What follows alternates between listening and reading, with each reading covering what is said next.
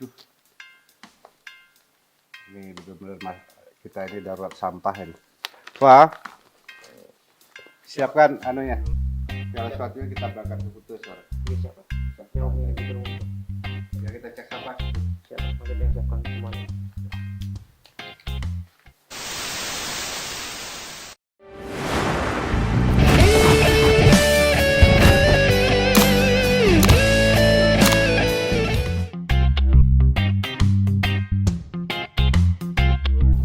Sahabat-sahabatku semua, semoga kalian ada pada keadaan sehat semuanya. Pada hari ini saya akan langsung datang ke Pantai Kuta, Seminyak dan Legian untuk memonitor dan mengawasi para petugas kita yang melaksanakan kebersihan di Pantai Kuta dan sekitarnya, termasuk Legian Seminyak.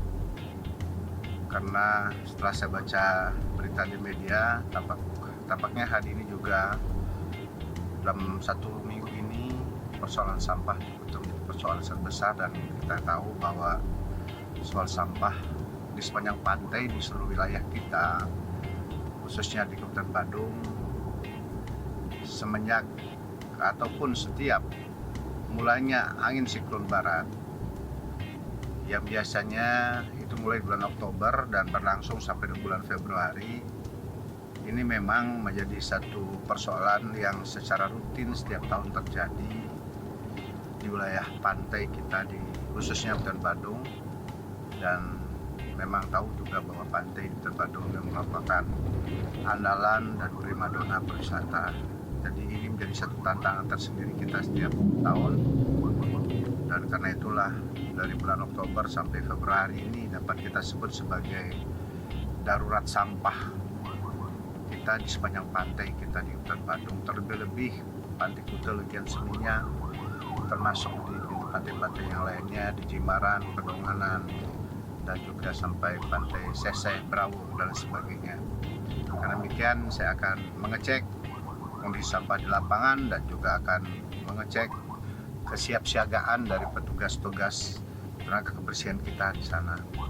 Tentu kami akan arahkan dan sebaik-baiknya sehingga persoalan sampah yang begitu berat sekarang ini, tugas kita memang benar-benar berat, sehingga harapan kita, kendatipun kita ada dalam darurat sampah sekarang ini, pantai di sepanjang wilayah kita dan Badung tetap menjadi kelihatan bersih dan tidak kelihatan jorok, sehingga ya, para wisatawan pun yang ada ke pantai di wilayah kita tetap mereka merasa senang ada di kawasan pantai kita.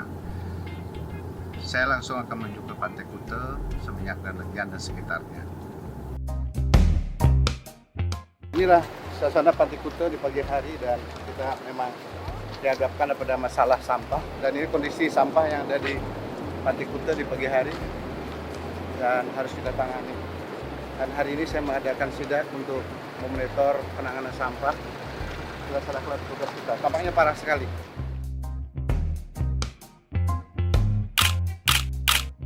Lagi Bu, Pak semua. Pimpin regunya siapa nih?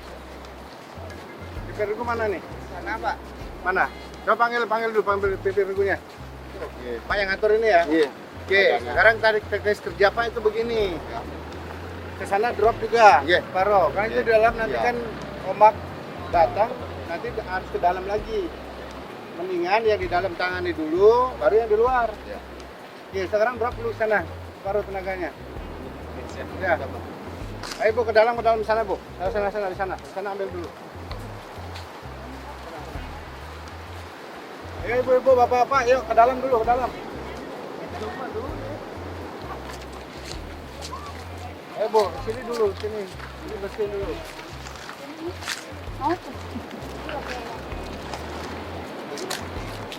Ya, ini doang.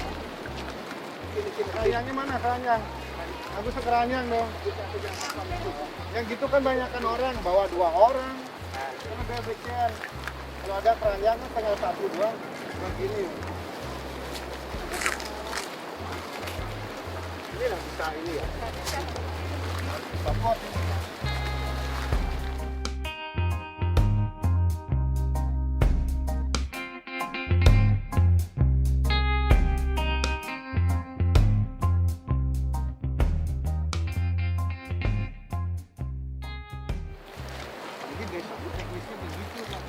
Dari dalam sini anunya kerjanya dulu. Yang di luar kan gampang. Siap.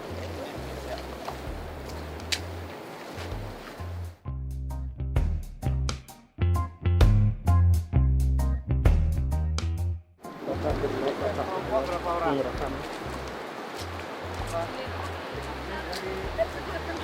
Tugas ini berapa jarak dia dapat tugas ngerjain? Nanti sampai ke selatan.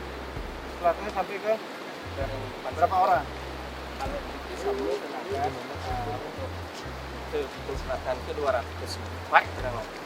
Strateginya cara pengatur tenaga itu. Sekarang personal Paknya berapa orang ini? Gitu kan? Jadi Pak bagi dengan radius ini. Bagi radius kelompok begini nggak efektif. Kerja di sini habis, yang di situ nggak habis. Di selatan nggak habis. Ya kan? Jadi sekian orang, berapa nih misalkan 100 orang. 100 orang Pak bagi. Yang 10 orang tugasnya sekian radiusnya. Ini sekian radius, ini sekian radius, habis dia. Kalau begini kelompok tidak akan habis nih, selesainya di sini, yang di situ masih utuh. Sementara ombak akan semakin ke darat, ke bawah, ke dalam lagi, rugi. Ya semuanya begitu kan tugasnya. Siap. Ya gitu kan. Tidak akan efektif begini kerjanya. Siap. Ubah strategi. Ini berapa shift nih kerjanya? Jam berapa? Pagi nanti sampai jam 10 siangnya nanti dari jam 3 sore sampai jam 6. Nanti kita ubah 3 shift. Ya, 3 shift nanti. Ya, nah, nanti semua tenaga yang di manapun itu kita fokusin ke sini.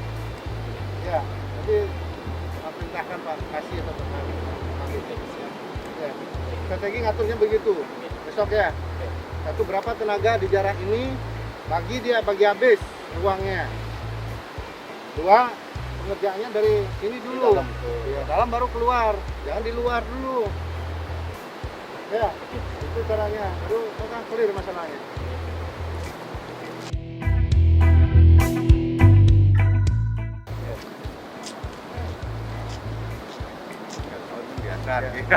Sahabat semua, inilah kondisi sampah di Pantai Kuta dan sekitarnya. Memang ini persoalan kita setiap tahun, dan juga warga setempat ini juga sudah mengetahui inilah tantangan kita setiap tahunnya.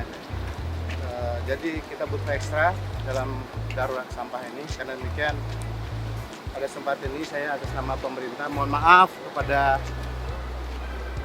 pihak atau wisatawan yang datang ke Kuta di sepanjang Oktober sampai Februari ini.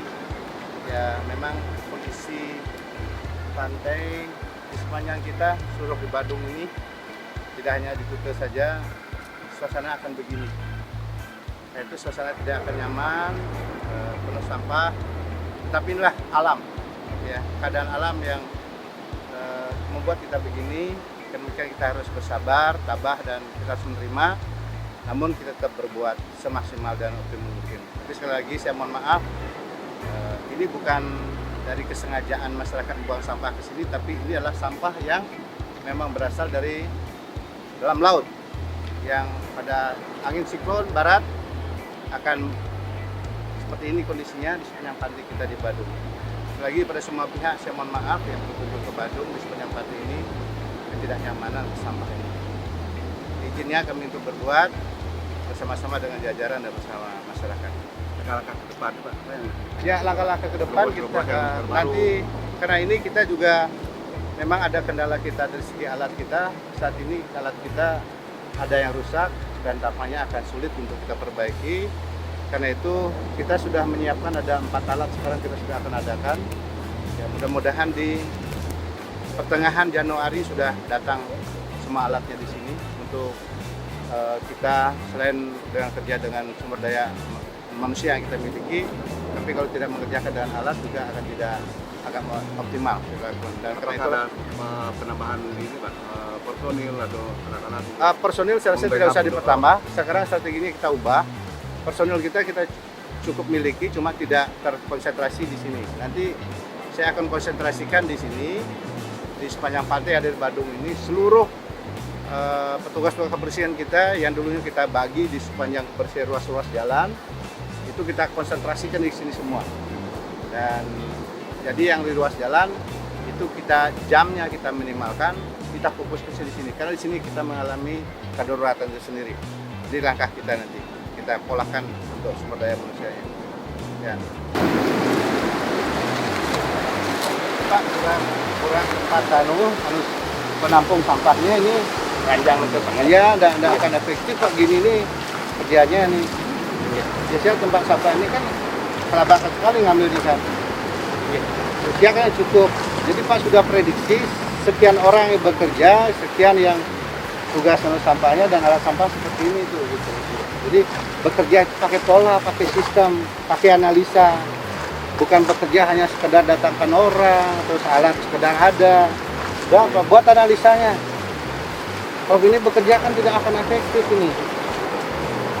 Kendala yang ngangkutnya begini ya masih ini.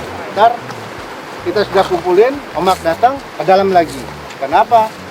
Keterlambatan alat kita. Ini semestinya nggak terjadi seperti ini Pak. Ya siapkan tuh Pak analisanya. Iya. Analisanya. Dan gini nih, kalau kita dalam keadaan darurat, namanya darurat kita kerja dalam keadaan seperti biasa-biasa saja kan sudah nggak tercapai target kita. Ini kan telat banget kita.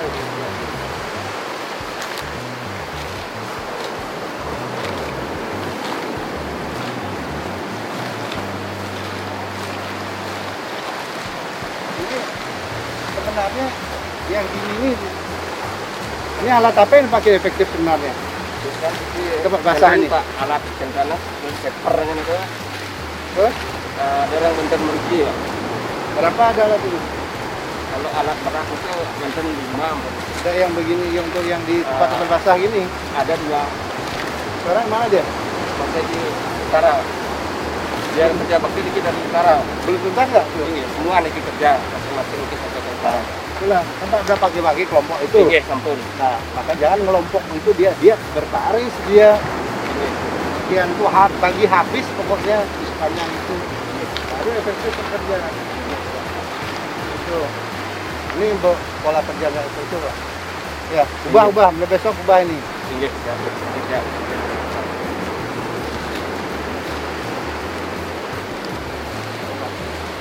Ini buktinya. Kita pukulin, tapi nggak ada yang ini.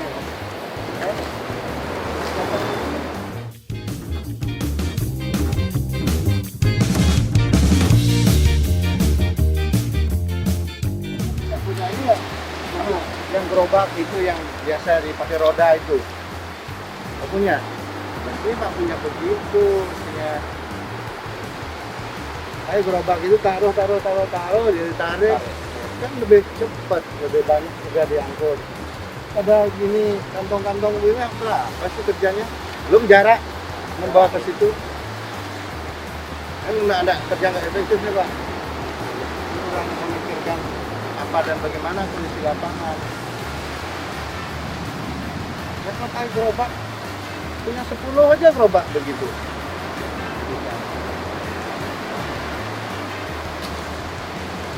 Nah, ini berapa tenaga yang katakan nganggur ini. Jaraknya mereka membawa ke situ, balik ke sini, bawanya hanya sekampil, berdua. Ya, kalau punya gerobak itu berapa kampil isinya? Juga tenaganya 2 orang. Cukup. Ya, ini pakai sini. Ubah polanya. Iya, siapa? Ya. Tadi saya sudah kasih tahu mandornya. Mulai besok itu atur 3 shift. Iya. Jam 5.30 Ya. ya sampai kerjanya dia sampai jam 10.30. Siapa? Jam 10. Iya. Ya. Dan itu di shift ganti lagi. Pokoknya dari jam 5.30, 6.30, Ya.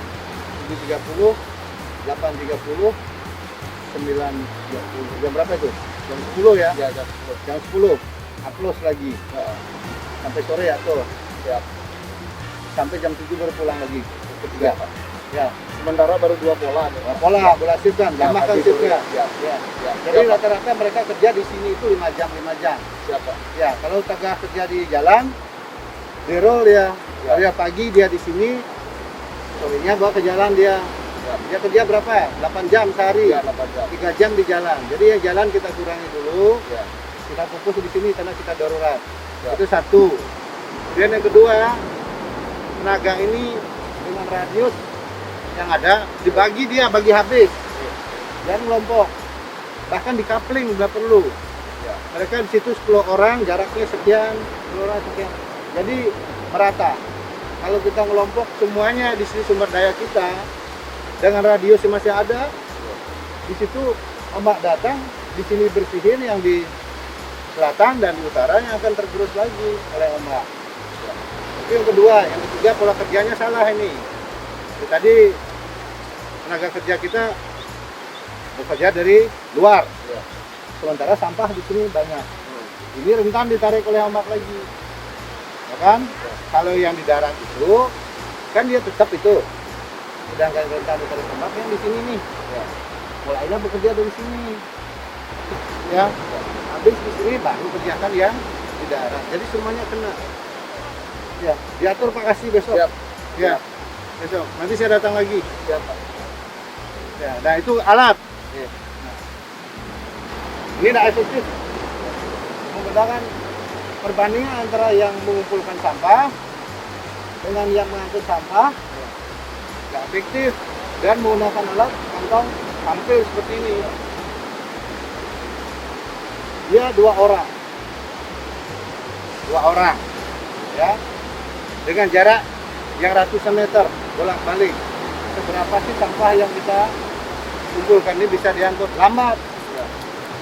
Jadi mestinya selain kita punya alat ini terbatas, alat gerobak yang dibikin, ya, gerobak bikin 10 saja, ya kan, 10 aja dulu, nanti kan dibagi dia. Jadi gerobak itu 2 orang, tapi isinya itu banyak. Kalau ini 2 orang, satu kampel dengan jarak ini nggak akan ketemu. Ini perbandingan antara sampah terkumpul dengan yang dibawa ke tempatnya nggak seimbang. Ya, Pak Kasih ya. Seperti itu. Pak Mano juga tertib tuh ngurusnya buah. Siapa di lapangan itu nanti dicek, Pak, lem satu ini berapa dapat tenaga itu? Sekarang kurang lebih 150, Pak, termasuk saudara. Nah, sekarang bagi itu 150 itu bagi coupling dia. Ya, jangan sistem ngelompok. Coupling jarak sekian orang, si A, si B, si C, D. Jarak sekian meter. Ini. Jadi gerakan kita merata jadinya, nggak ada yang tertinggal. Ya, itu kita lanjutin Pak Kadis. Ya, Pak. Ya. Lapor sama Pak Kadis nanti. Ya, Pak.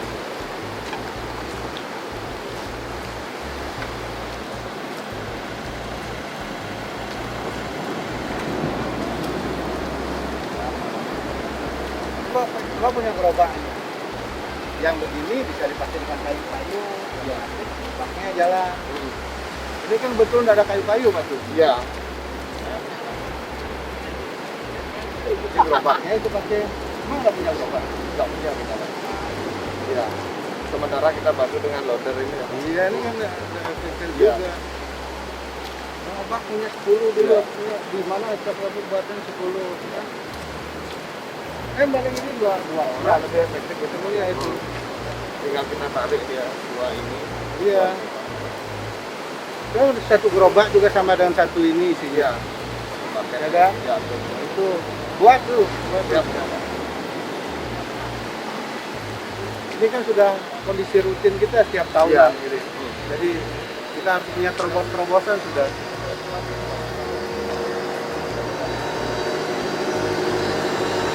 Ini alatan berapa? Ini yang baru Pak. Yang baru ya? Ini baru Pak. Ini baru berapa nih? Wisata. Berapa? Ini? Kita ada 4. 4. Ya, itu 1, di Rubian ada 2, di depan Gapura Melati itu 2, Pak. Karena kalau dia untuk ngambil dia harus berdua gitu. Ke Palu dan pakai dorong itu baru bisa. Kalau dia Jadi sendiri salah dorong satu ketemu ya, dia. ketemu dia. Baru dia bisa ngambil. Dia dorong. Ketemu. Ya. Kalau ini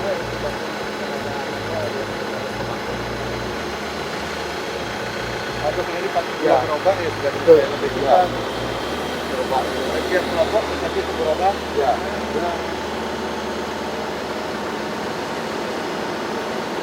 lagi tuh kan. Ya, itu. Jadi aja jam 5.30 ya. Kenapa jam 5.30? Kecenderungan orang jam 8, jam 9 itu ada pantai ya. Itu kan, 5.30, jadi hitungan 5 lah, jadi 4 jam ya, 4 jam atau 5 jam dia. Ya, jadi yang penting tenaga kita di sini jam itu baru yang ya, kan yang itu kan orang udah nggak main di pantai kan ya. Jadi besok paginya pagi udah datang 5.30. Ya. Dulu kan kita pagi 3 shift. Iya, kita dulu.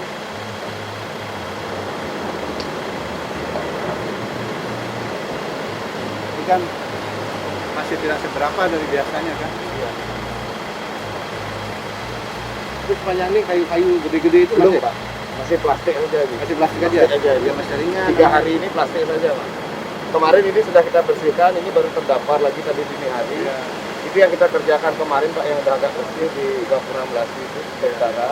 Nah, ini yang baru terdampar pagi tadi. Jadi pom kan dia.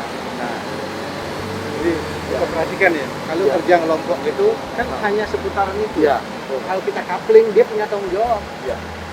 10 orang atau 15 Iya. orang coupling kamu jalan sekian kamu nih. Iya. Tugas nih ambil, tugas yang angkut. Iya. Wah, coupling.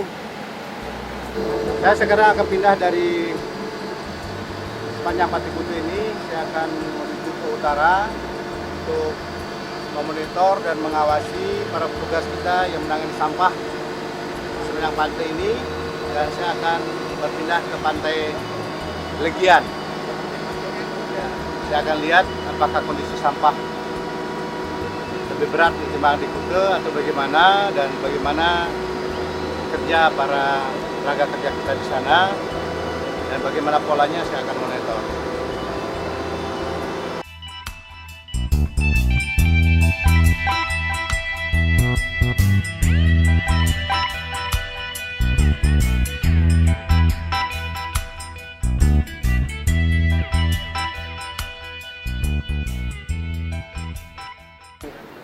Jadi ubah pola sekarang. Jadi satu, tenaga kita, sumber daya yang kita miliki, karena ini darurat sampah, kita fokus di sini Pak. Yang di jalan kurangan Bumalu. Jam kerjanya dikurangi di situ. Di sini bawa. Ya, kudurlah tenaga itu atur. Nah, kemudian kita kan udah tahu nih bentangan ini. Bentangan di bentangan Legian nih 1,6 analisanya Pak butuh analisa ruas itu kan, dan kebutuhan orang dan alat. Pak buat analisa itu. Nah, setelah itu Pak buat couplingan buat dia. Ada lihat dari situ tadi kan dia ngelompok, itu nyebon dia Pak. Kayak Niki kan nyebon dia. Nyebon itu kan sekitar di situ. Padahal ini harus kita lakukan secara serentak di sepanjang itu. Makanya buat couplingan Pak. Buat batas-batas. Saya siapkan di sini misal 500 orang di sini. 500 udah coupling ya. Tanggung jawab dia bersih kalau dihitung ada tuh alat. Kampanye selain alat ini, tadi yang lihat evaluasi di selatan kan ngambilnya bawahnya ngangkut dari plastik kantong-kantong itu, kapil itu tidak efektif Pak. Jadi antara sampah yang terkumpul dengan yang angkut tidak seimbang. Kalau yang di dalam ini datang ombak, udah kita kumpul tergerus lagi rugi. Itu Pak. Makanya sarannya Pak buat berubah. Berapa cukupnya nanti? Ya nanti kan jangan bicara anggaran dulu. Itu kan kita konsep itu. Nah, berikutnya shift. Jadi kan 3 shift Pak. Jadi kan dua shift. Oke. Kayak dulu yang dulu itu 3 shift Pak. Mulai kerja jam 5 atau paling telat 5.30, Pak bagi itu. Paling tidak nanti jam 7 harus surut. Oke Pak. Oke. Nanti besok paginya baru lagi. Pak fokusnya konsentrasi tenaga di sini. Ya, ya, buku ketemu di sini, dah usah deh besok konsentrasi dah. Wakil Niki ganti. Kan sebenarnya kemarin tenaga kita sudah kita fokus ya. Persoalannya mungkin yang kemarin itu 2 hari yang lalu sebenarnya pun persen izin betul. Ya pasti setiap hari. Terus yang pun bersekitar belakangan ini yang pun mulai menguat Pak. Karawang ini belakang Iya. mudah-mudahan ke depan itu personil ini makin lama saja kita lebih ringan. Ini masih ringan nih Pak. Oke. Kalau udah Waktu dua hari yang lalu luar biasa pasti ini Pak. plastik. Kalau dulu kan kayu-kayu yang gede-gede itu Pak. Waduh, itu berat kita harus semua. Kita udah punya alat pemotong dulu ya.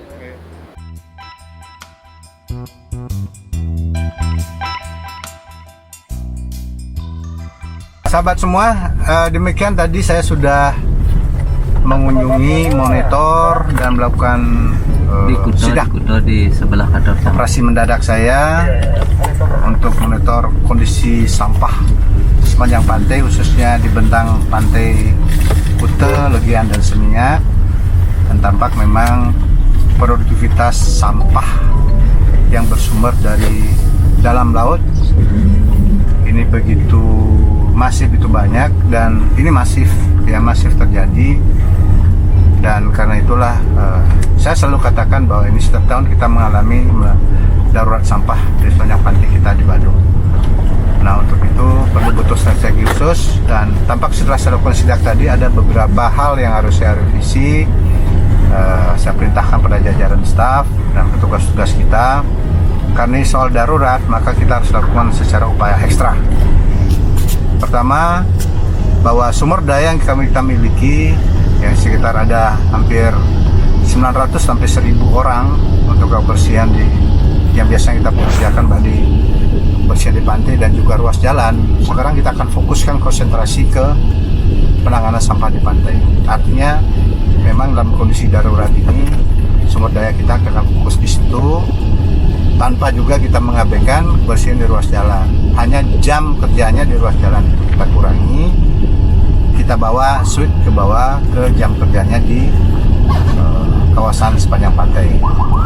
Itu satu, jadi fokus tenaga kerja. Kedua, pembagian sumber daya manusia ini dari segi pembagian waktunya yang saat ini baru dilakukan secara 2 shift, dan tadi saya sudah minta dan perintahkan untuk kita lakukan perubahan dari 2 shift menjadi 3 shift.